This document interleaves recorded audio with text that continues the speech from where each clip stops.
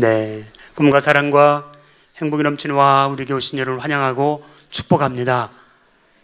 하나님과 우리 주 예수 그리스도로부터 은혜와 평강이 여러분과 함께 하시기를 주님의 이름으로 축원합니다. 성 어거스틴이 어느 날 설교하기 위해서 한 마을로 가게 되는데 안내자가 길을 찾지 못하고 계속 방황하는 거예요. 그러다가 급기야는 가지 못하게 됐는데 나중에 알고 보니까 이 어거스틴을 죽이기를 위해서 대적자들이 칼과 망치를 들고 죽이려고 그 마을에서 숨어 있었다는 거죠. 하나님은 왜 그 안내자가 뻔히 아는 길인데도 바른 길로 안내하지 못하고 눈을 다치게 만들어 줬을까? 어거스틴이 거기 가면 죽을까 봐서. 이것을 우리는 하나님의 섭리라고 그래요. 밀림의 성자라고 불리는 리빙스톤도 마찬가지로 한 마을에 집회하기 위해서 떠나갔는데 가는 길에 병자가 신음신음 앓고 있는 거예요. 그 의사 출신이니까 그를 돌보고 하루 종일 치료하고 그러다가 시간이 다 가고 그냥 노숙할 수밖에 없었어요. 그 다음날 그 마을에 갔더니 도적대들이 습격해서 마을에 있는 모든 원주민을 다 죽였던 거예요. 왜? 하나님이 가는 길에 병자를 만나서 시간을 지체하게 하고 그곳을 가지 못하게 막았을까요? 그래서 하나님의 섭리로 막히게 된 거죠. 우린 지난 시간에 사도 바울이 사내들인 공회에서 포박을 당해서 고통을 당하고 채찍을 맞고 또는 위기 상황에 있을 때에 그가 찢어질까 해서 죽임을 당할까 해서 천부장이라고 하는 사람이 그를 데리고 오게 됩니다. 밤의 환상 가운데 주님은 그에게 나타나셔서 두려워 말라, 안심하라, 염려하지 말아라. 예루살렘에서 네가 증언한 것처럼 로마에서도 증언하여야 하리라. 그러니까 로마까지 가야 할 것이다. 그러면서 그 상황 속에 하나님의 섭리 가운데 사람을 붙여주셨습니다.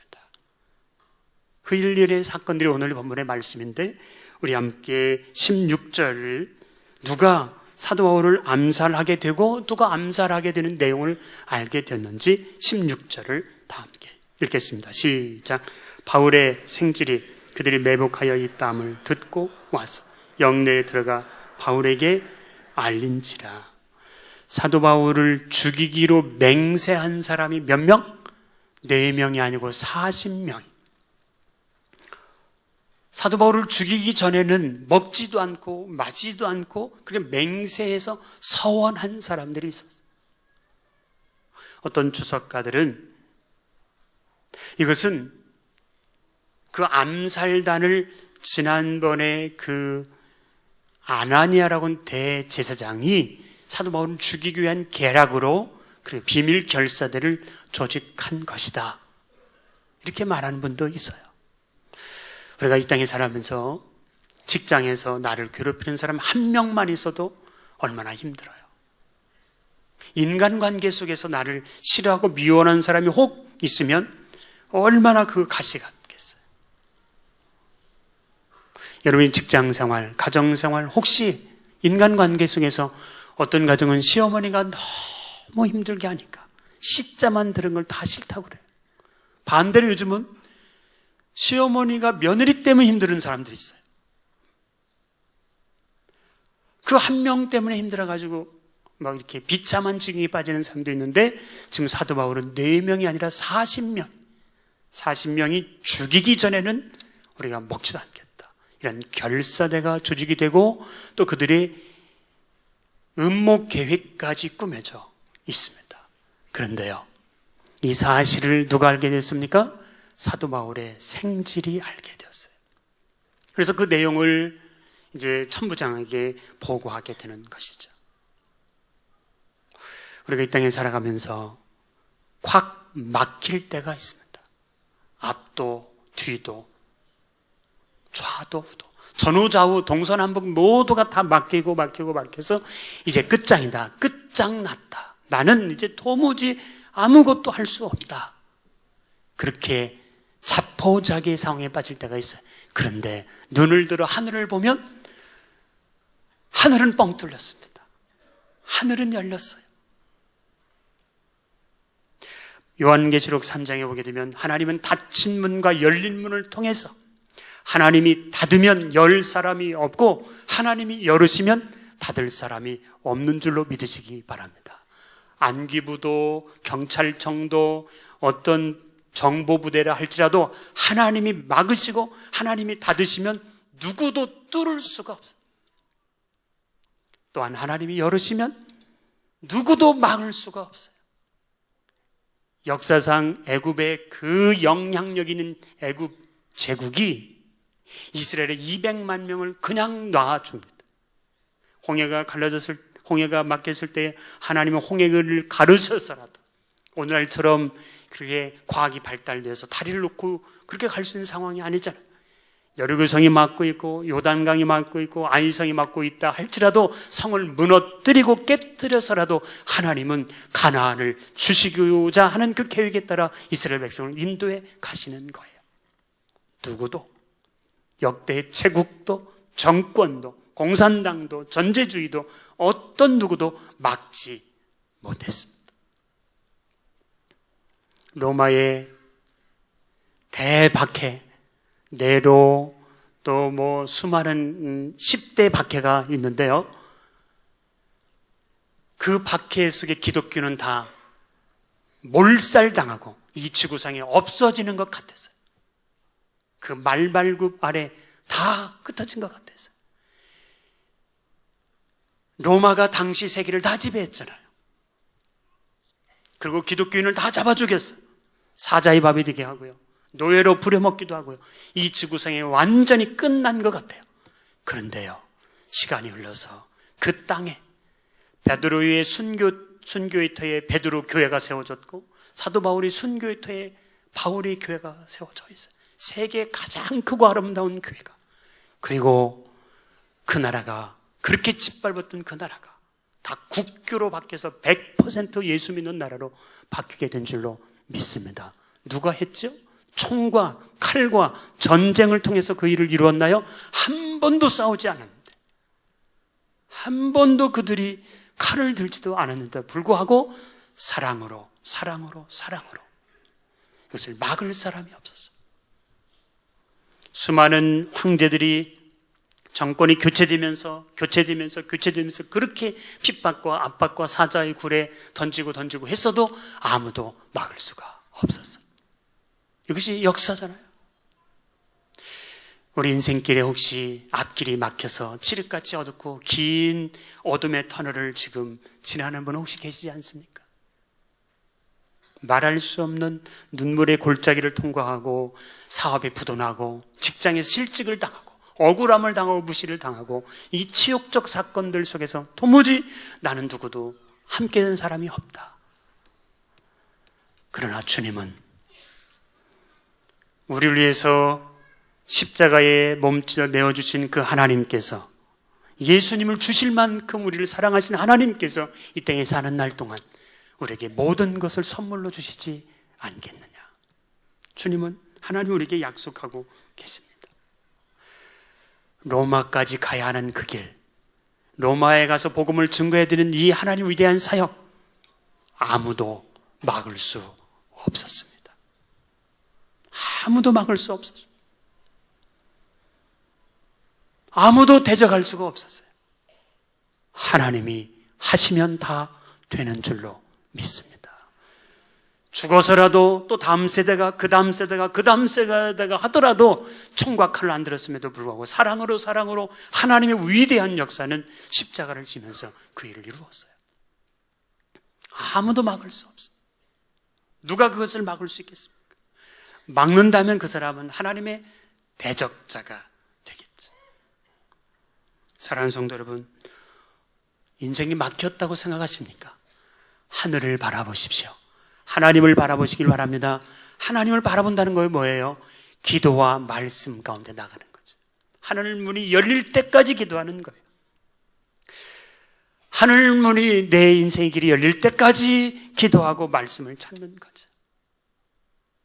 우린 조금 하다 대충 하다가 안 되나 보다 그냥 자포자기 하지 않았어요? 끝까지 인내를 가지고 하늘을 바라보고 하나님을 의지하고 하나님이 절대 의존적 신앙으로 히브리서 12장 2절 말씀과 같이 믿음의 주요 온전케 하시는 예수님을 바라보면 하나님의 때에 우리 생의 가장 아름다운 때에 열어주실 줄로 믿습니다.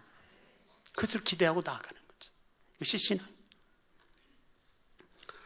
이 보고를 접한 천부장은 어떤 태도를 취합니까? 23절을 다 같이 읽겠습니다. 23절 말씀 함께 시작. 백부장 둘을 불러 이르되 밤 제3시 가이사랴까지 갈 보병 200명과 기병 70명, 창병 200명을 준비하라 하고, 지금 사도 바울이 조카를 만난 천부장이 아주 극진한 예우를 가지고 그게 다가서서 호의를 베푸는 거죠. 높은 상급자가 지금 지배 국가의 그 노예와 같은 사람에게 친절을 베푼다는 것은 대단한 호의가 아닐 수 없어요. 왜 이런 일이 일어날까요? 더 놀라운 것은 사도 바울과 이 천부장과는 아무런 관계가 없습니다. 그런 이방 민족의 고급 장교였어요. 1000명의 부하 병사가 있는 장교. 말 한마디로 죽일 수도 있고 살릴 수도 있고 얼마든지 명령대로 모든 것을 행할 수 있는 사람, 절대 권력자였습니다. 그런데 그가 호감을 갖고 돌보기 시작합니다. 아이러니는 유대 민족은 어떻게 하든지 사도 바울을 죽이려고 그렇게 애를 쓰고 있고, 천부장은 이방인인데 아무 상관도 없는 사람이, 혈육도 아니고 친척도 아니고 또 아는 사람도 아니고, 그렇다고 해서 자기가 봉급이 올라가거나 계급이 더 상승하는 것도 아닌데도 불구하고 계속 돌보고 애착을 가지고 함께 사도 바울을 보호하고 보호해요. 왜요? 이것을 우리는 하나님의 섭리라고 그래요. 아는 사람도 아니잖아요. 놀랍지 않습니까?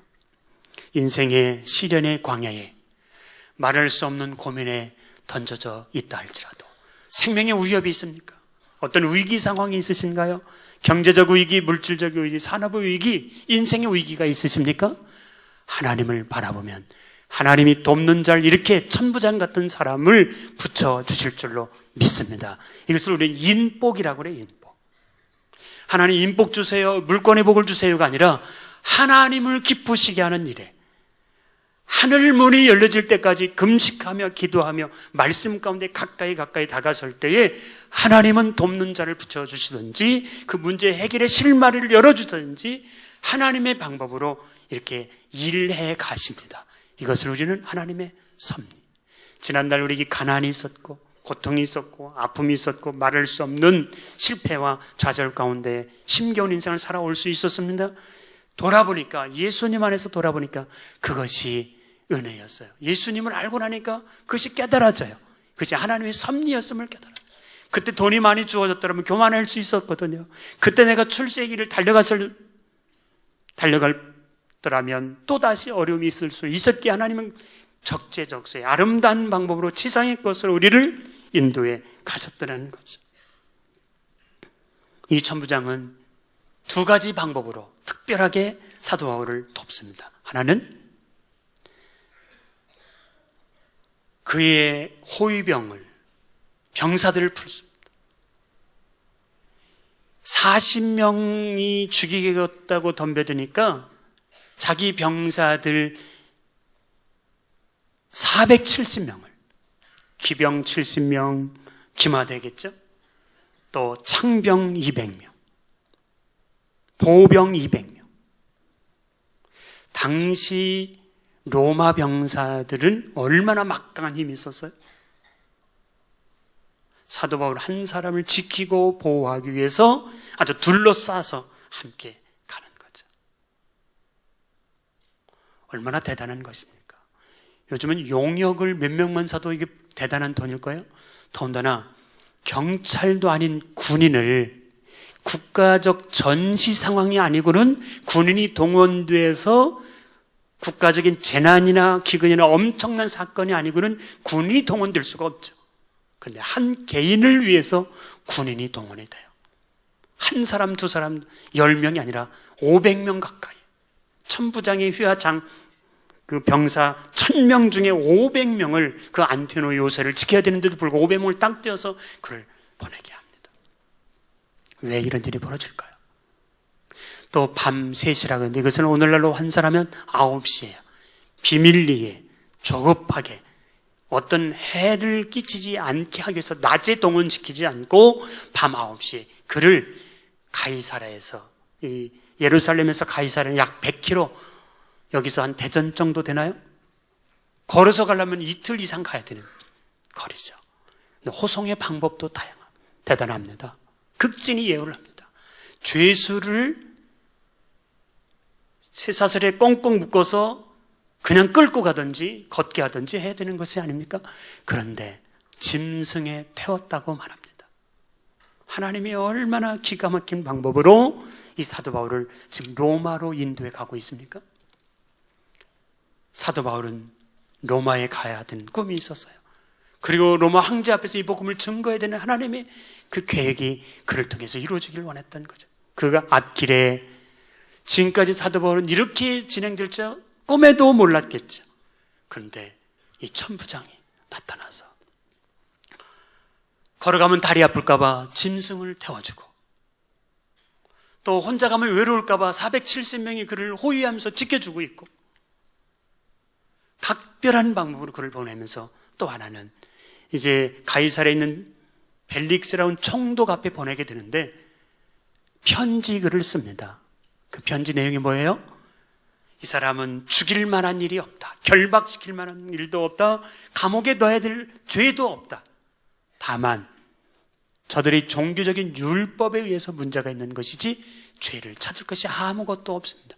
변호하고 또 변호하고 또 변호하고. 왜 이런 친절을 보여주고 있을까요? 아무런 이해득실이 없는데도 불구하고 하나님이 비상간섭해 주신 줄로 믿습니다. 왜? 하나님의 나라와 하나님의 영광을 위해서 십자가와 헌신과 수고와 희생의 길을 가는 이 하나님의 사람 사도 바울을 하나님이 여러 가지 환경과 상황들을 통해서 지키시고 보호하시고 인도해 가셨음을 믿습니다. 어떻게 이것이 가능했다고요? 사도 바울은 보통 사람이 아니었어요. 자기를 위해서 살지 않았어요. 오직 십자가를 위해서 헌신적으로 살았어요. 희생을 아끼지 않았어요. 오직 하나님 나라에서 수고를 다했어요. 여기에 감동이 있고 은혜가 있고 축복의 열매가 맺혀지는 줄로 믿으시기를 바랍니다. 나는 하나님을 위해서, 하나님 영광을 위해서 아무것도 하지도 않고 하나님 나도 지켜주시고 나도 보호해달라고 이렇게 말하기가 너무 부끄럽지 않나요? 우리 이것을 기복신앙이라고 말해요. 하나님 뭐 좀 잘 되고 뭐 좀 달리고 뭐 좀 달리고, 주님을 위해서 핍박을, 고난을, 욕을, 수고를, 어떤 희생을, 십자가를 지셨나요? 이렇게 하나님 나라 영광을 위해서 수고로이 땀 흘리는 그러한 사람을 하나님이 그 생의 뒷감당을 책임져 주신 줄로 믿습니다. 기적의 주인공이 되게 하신 거예요. 사랑하는 성도 여러분도 이런 기적의 주인공이 되시기를 바랍니다. 십자가를 질 때 우리는 잘 나가고 잘 되고 이럴 때는 아무런 감동이 없어요.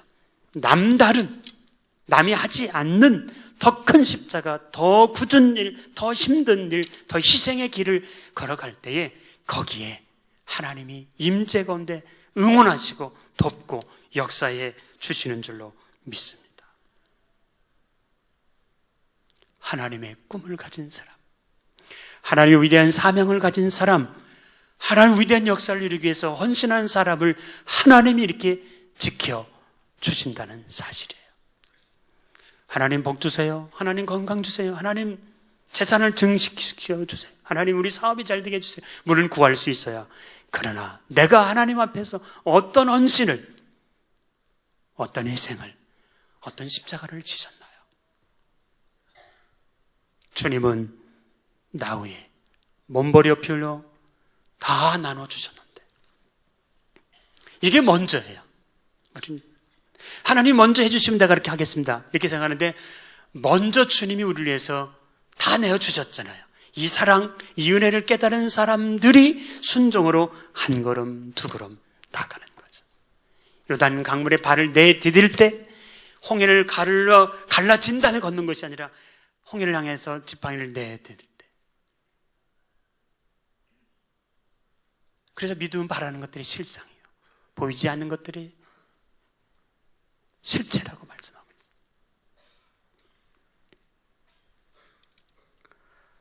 총독은 이 바울을 어떻게 대할까요? 우리 35절을 읽겠습니다. 35절. 35절을 다 함께 시작.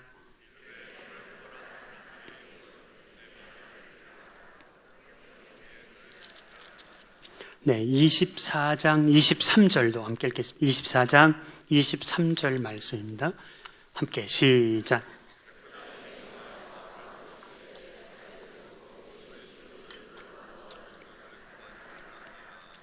네, 편지 수신자는 벨릭스라는 총독이었습니다. 그는 잔인한 탐관오리로 아주 무시무시한 사람으로 소문나 있습니다.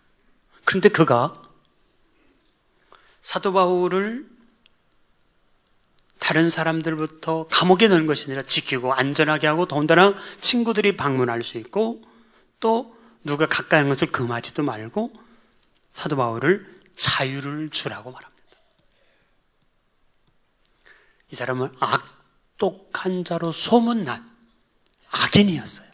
이 벨릭스 총독은 무시무시한 사람이었습니다. 역사가들에 의하면. 그런데 사도 바울을 아는 적이 없어요. 편지 하나 받은 것밖에 없어요. 그런데도 불구하고 사도 바울에게 호의를 베풀고 있습니다. 왜요? 하나님을 기쁘시게 하면 원수라도 그 사람을 가까이 해주신다고 성경은 말씀하고 있습니다. 우리는 악인, 선인 구분하면서 가까이 할 사람, 가까이지 못할 사람, 상종할 사람, 상종해야 될 사람 이렇게 우리가 구별하고 살아갈 때가 있는데 여러분, 악인도 하나님의 사람들은 유익하게 하고 유익하게 해가요. 어떤 때는 하나님은 곰도 쓰시고 사자도 쓰시고 이방인도 쓰시고 블레셋도 쓰시고 다양한 사람들을 쓰시면서 악인을 통해서도 하나님의 사람들을 아름답게 세워가시는 것을 보게 됩니다. 우리는 착한 사람에게서 더 골탕 먹고 아픔을 당할 때가 훨씬 더 많아요. 이것이 성경에 나타나는 희한한 역사예요. 사도 바울은 악인들이 오히려 그를 지켜주고 보호하고 그를 사랑해 주는 것을 볼 수 있습니다.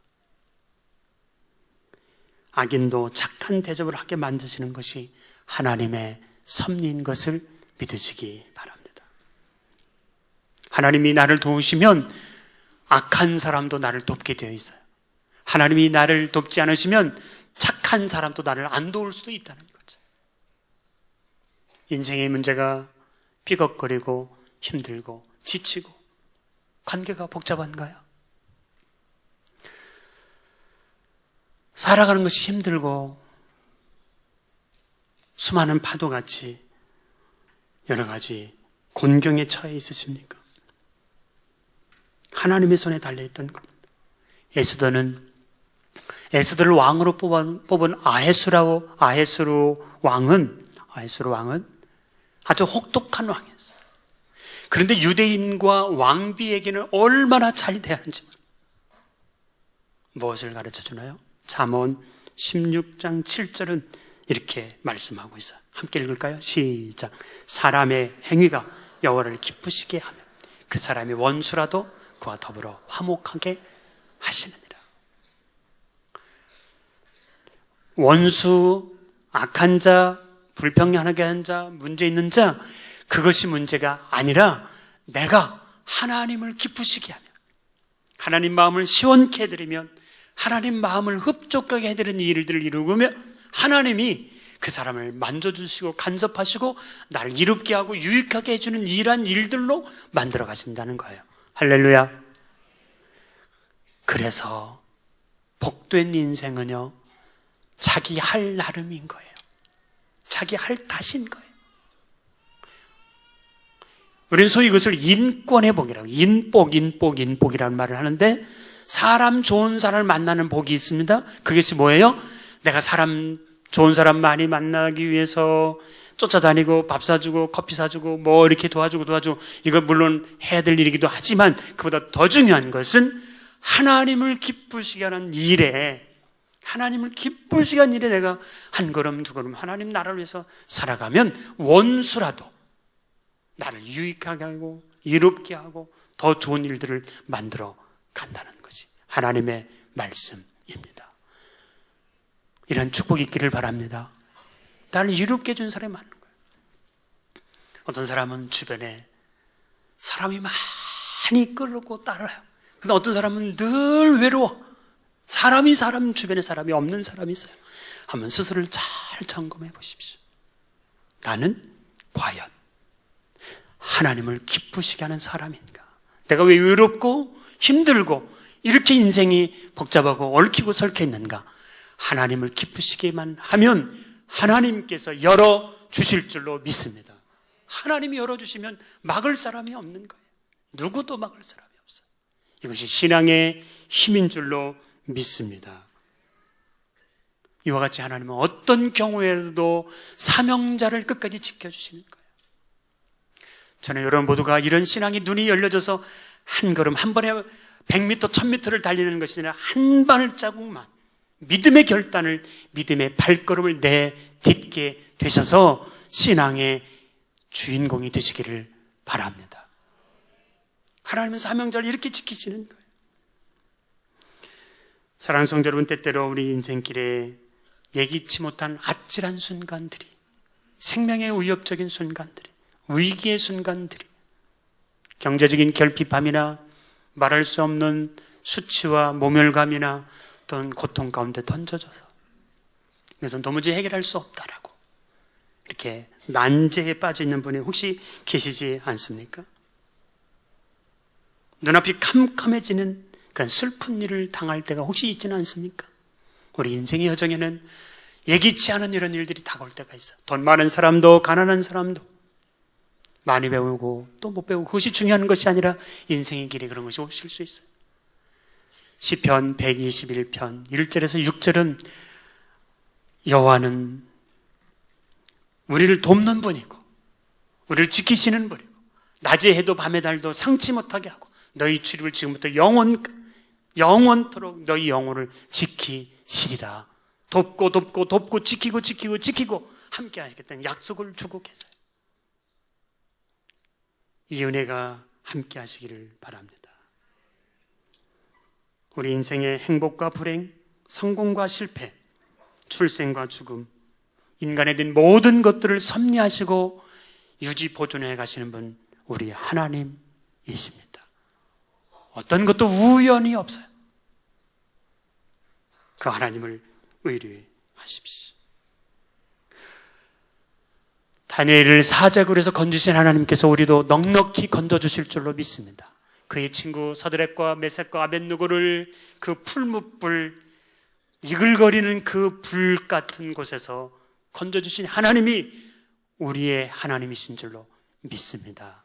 한나를 그렇게도 괴롭히고 그렇게도 무시했던 분인 나를 창피하게 만드신 그 하나님이 우리의 하나님이십니다. 유다 백성과 모르드게를 모함을 꾸며서 장대 높이 달려 죽이려고 했던 하만, 자기의 만드는 그 계교에 그 꾀에 스스로 넘어지게 만드시는 분, 그분이 우리의 아버지 하나님이십니다. 이 하나님을 바라보십시오. 이 하나님을 의지하시기를 바랍니다. 내가 사망의 음침한 골짜기를 다닌다 할지라도 해를 두려워하지 않을 것은 주께서 나와 함께 하심이라. 이제 말씀을 마칩니다. 사도 바울이 우리가 인간적으로 볼 때는 거의 죽을 것 같은, 찢겨질 것 같은 상황이었습니다. 그런데 하나님의 비상간섭은 그의 생지를 통해서 천부장을 동원해서, 천부장이 안 될 것 같으니까 총독을 동원해서라도 지키시고 보호하시는 것이 하나님의 섭리며 역사인 줄로 믿습니다. 그 하나님이 지금도 동일하게 우리 가운데 역사해 가시는 줄로 믿으시기를 바랍니다. 하나님을 기쁘시기만 하면.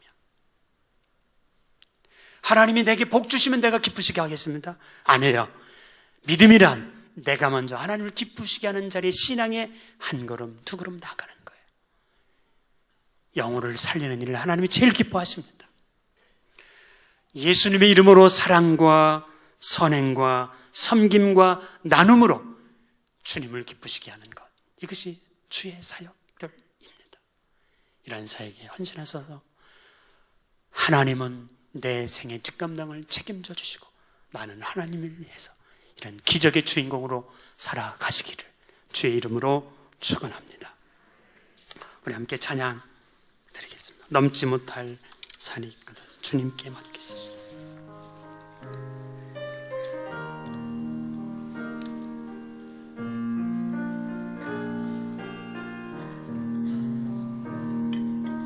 넘지 못할 산이 있거든 주님께 맡깁시다. 주님께 맡기세요. 넘지 못할 파도 있습니까? 넘지 못할 파도 있거든 주님께 맡기세요. 주님께 맡기세요. 우리 가야 할 길은 멀고도 험하여 우리 가야 할 길은 멀고도 험하여 허덕이며 가야 할 우리 인생인데 이럴 땐 우린 누굴 의지하나요? 주님밖엔 없어요. 나는 그 길 갈 수 없지만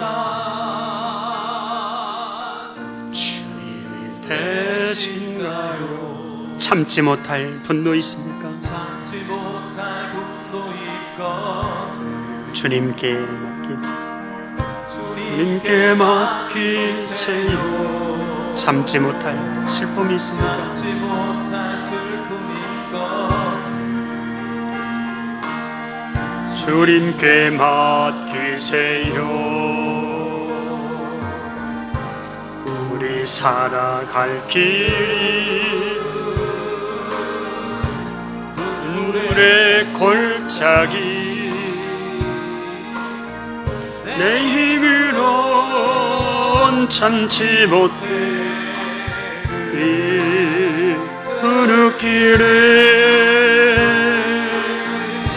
이럴 땐 우린 누굴 의지하나요? 주님밖엔 없어요. 나는 그 길 갈 수 없지만 주님이 되신가요? 우리 함께 기도합시다. 우리 가는 인생의 길에 아픔과 눈물, 고통과 장애, 수많은 난관들이 우리를 힘들게 하나요? 그 위기는 변형된 축복입니다. 하나님의 섭리 가운데 이끌어가신 하나님의 계획일 수 있습니다. 주님, 나의 믿음을 견고케 하기는 하나님의 계획이었습니다. 병들고 부도나고 실패하고 절망하고 말을 쓰면 고민에 던져져서 이 풍랑을 헤쳐나갈 수 없을 때 하늘을, 하나님을 바라보라는 것입니다.